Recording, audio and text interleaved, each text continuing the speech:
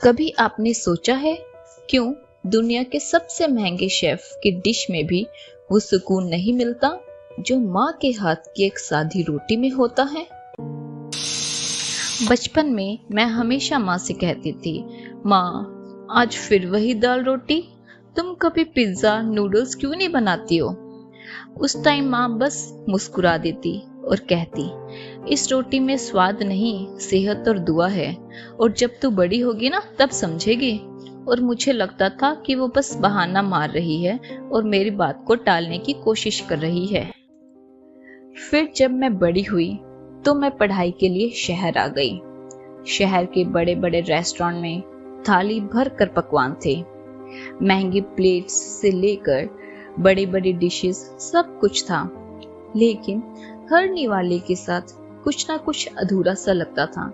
ऐसा लगता था कुछ ना कुछ मिसिंग है। वो स्वाद, वो अपनापन कहीं नहीं मिल रहा था।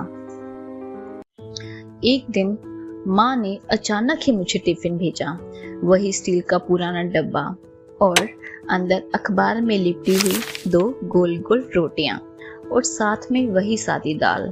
उसे देखकर मैं अपने बचपन के दिनों में चली गई।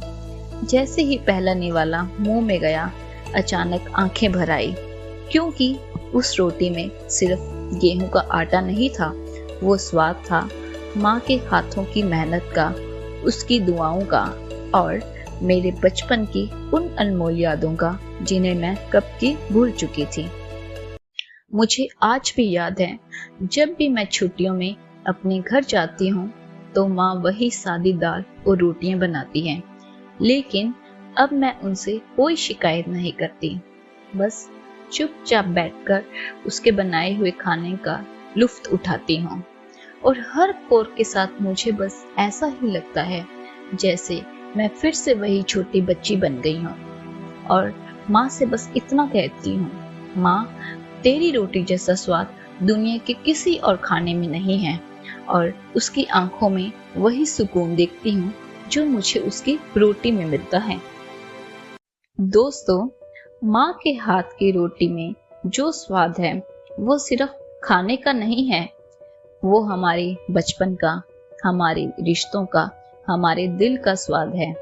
अगर ये कहानी आपके दिल को छू गई तो इस वीडियो को शेयर जरूर कीजिए, क्योंकि शायद यही वो स्वाद है जिसकी हम सबको सबसे ज्यादा जरूरत है।